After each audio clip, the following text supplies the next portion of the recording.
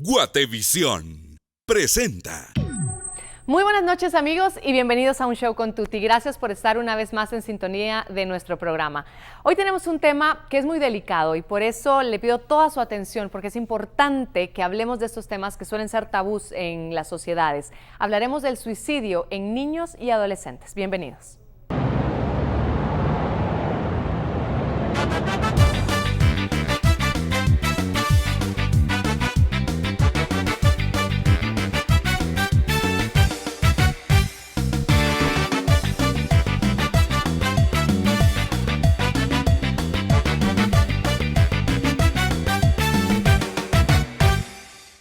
Gracias, amigos, por su sintonía. Hoy vamos a tocar un tema delicado, pero hay que hablarlo sobre todas las cosas, porque hablando es como podemos prevenirlo de alguna forma también.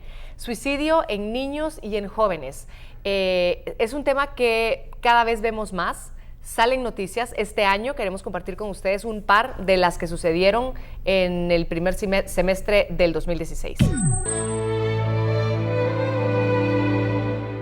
En este primer semestre del 2016, se han registrado muchos suicidios de adolescentes. Lamentablemente han sido motivos de noticias en los principales medios del país. Este es el caso de Sandy Roxanne, adolescente de 16 años que se suicida en Rabinal.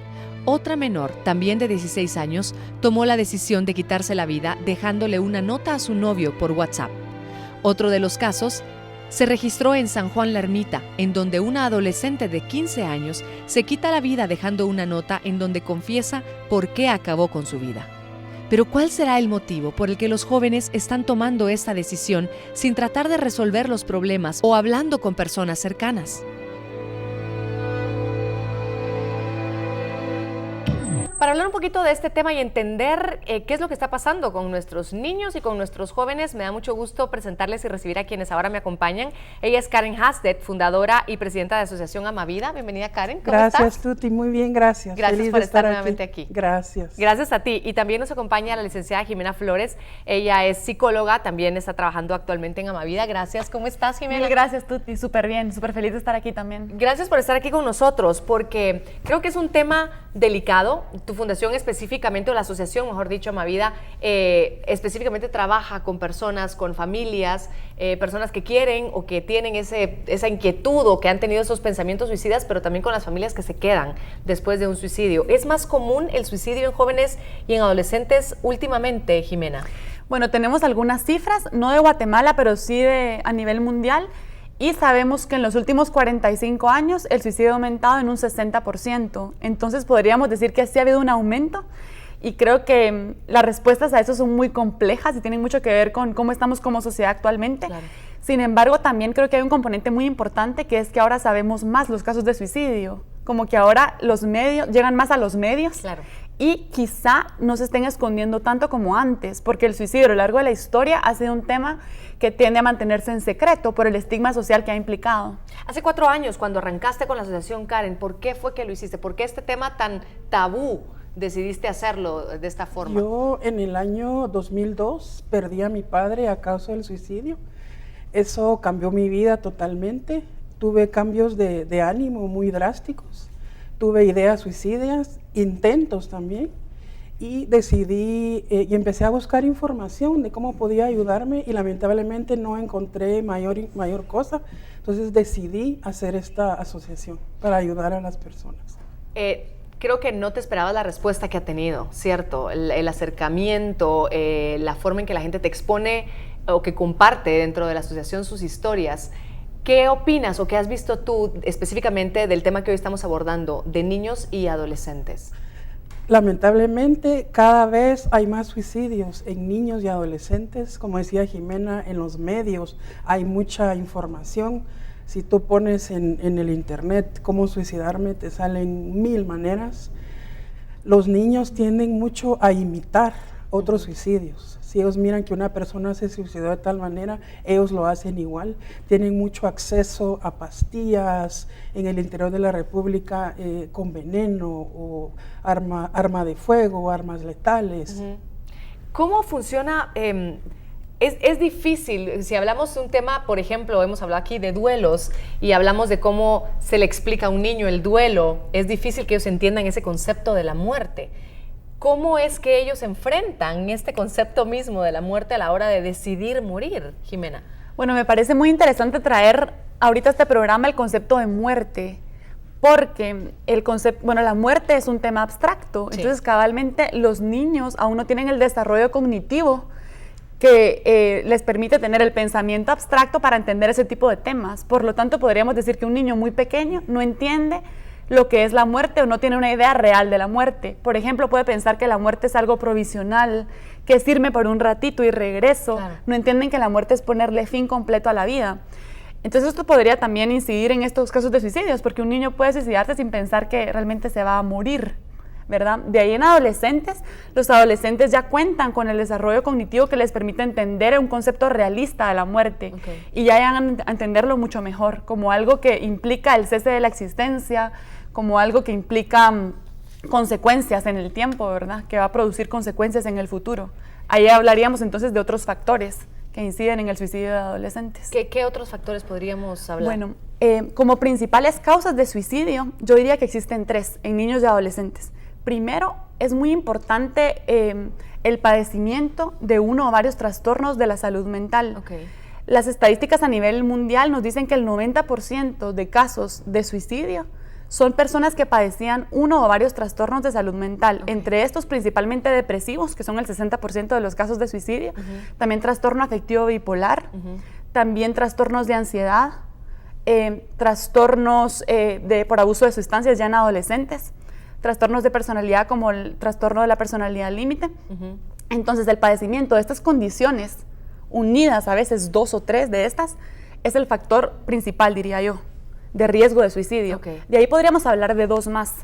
El segundo sería en niños y adolescentes problemas vinculares, o sea, problemas de vínculos, en el hogar, por ejemplo, con padres y hermanos, o problemas de vínculos en el colegio, por ejemplo, los niños que sufren de bullying. El bullying ya se han hecho estudios y está muy asociado con suicidio. Entonces, si un niño sufre bullying, es muy probable que llegue a suicidarse, forma parte de los resultados. Entonces, sí podemos hablar de problemas de vínculos. Y como tercer factor, yo diría el vivir experiencias adversas durante esas edades, como por ejemplo, haber sufrido de abuso sexual, sufrir, estar viviendo en un ambiente muy hostil, donde hay maltrato doméstico, por ejemplo, o vivir en una situación demasiado precaria. O también es muy importante el caso de las personas homosexuales que sufren muchísima discriminación. Dentro de lo que tú has visto y conocido, Karen, de las familias, ¿la familia sospechaba, sabía, o en las familias generalmente no vemos y no logramos identificar esto? No, lamentablemente la mayoría de familias no están enteradas, las familias no están educadas. Por eso con Almavida lo que queremos es prevenir el suicidio por medio de la educación y la información. Eso es lo que nosotros queremos hacer. ¿Qué reacciones tienen en el momento en el que, o sea, pasa, digamos, tienen este evento en su familia, en el seno de su hogar, y entonces, ¿qué empiezan a hacer? ¿Qué piensan? Dicen, yo no sabía nada, pero él estaba bien, estaba contento, el día anterior fue a hacer tal actividad, y se están muy sorprendidos. Se llenan de culpa, de vergüenza, por eso el duelo cuesta muchísimo más, porque es una muerte, ellos están muy sorprendidos, no se lo esperaban. Claro. No es como que si la persona está enferma, ya se van preparando poco a poco, es de repente.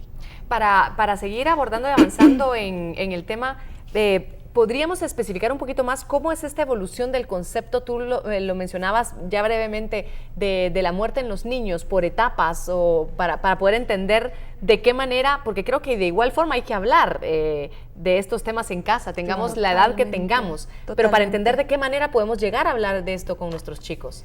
Bueno, pues sería muy importante, hablando del concepto de muerte, de cómo evoluciona, podríamos pensar que los niños más pequeños no tienen un concepto de muerte real, o sea, no entienden lo que es la muerte.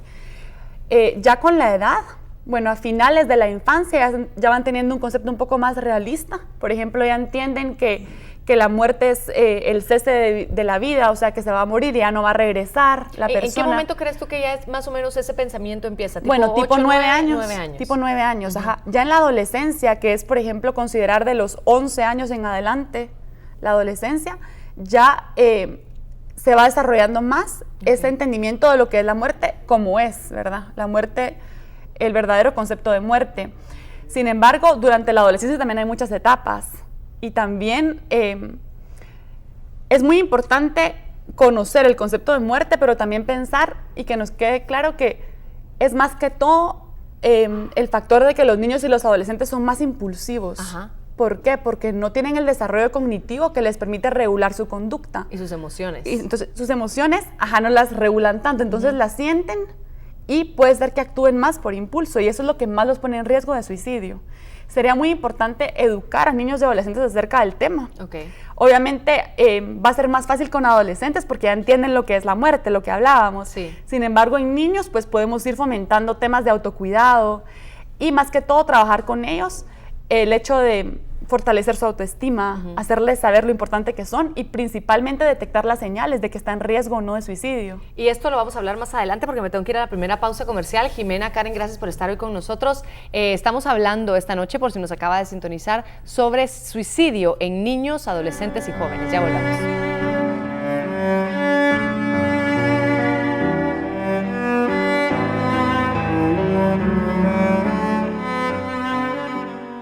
Seguimos con más en nuestro programa y es momento de la frase de esta noche. Dice así: piensa que todo llega y pasa por alguna razón. Si tienes una segunda oportunidad, agárrala. Nadie dijo que la vida sería fácil, solamente prometieron que valdría la pena. Sonríe y sé feliz. Seguimos con más. Y mañana Vidal Schmil en un show con Tuti hablando sobre comunicación en familia. Utilizamos el celular o la tablet para entretener a los niños. Pues yo no me arriesgaría, por lo menos con mis hijos procuro no hacerlo. Entonces ahí sí hay bastantes conflictos que vienen del temperamento. Sí. Te vas a equivocar una tras otra y no te va a dar resultado. Pero cuando uno tiene varios hijos, ¿qué hace para que entre hermanos? Detonan cuando la persona potencialmente tiene trastornos obsesivo-compulsivos. Un show con Tuti. Mañana a las 8 de la noche. Guatevisión. Lo mejor que ves.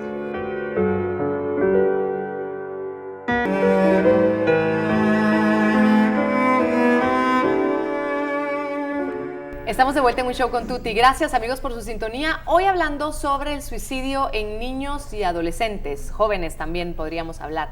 Y nuevamente estoy con Jimena. Gracias por seguir aquí con nosotros porque hay, yo creo, muchas preguntas que responder y entender de este tema. Lo decía muy bien Karen anteriormente, educándonos y entendiéndolo. Mirando de frente el problema podemos a lo mejor prevenir algún tipo de situaciones de estas tan trágicas y dolorosas para una familia. Te pregunto, ¿existe algún tipo como de personalidad suicida, como que podamos nosotros identificar en nuestro hijo si existen formas de ser, formas de tener un concepto específico sobre la muerte, sobre la vida? ¿Qué podemos observar en nuestros chicos? Ya.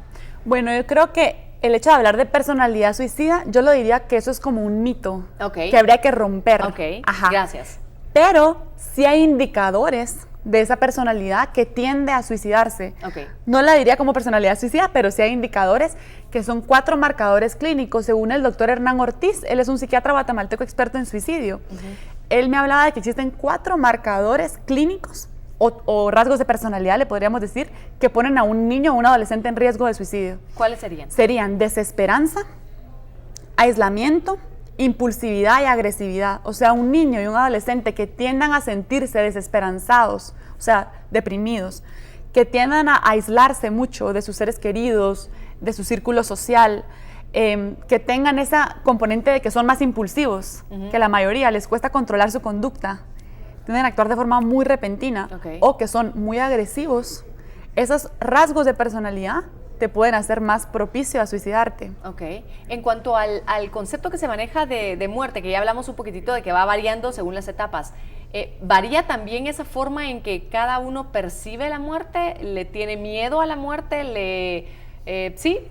¿Varía de un niño o un adolescente que pueda tener rasgos suicidas o no?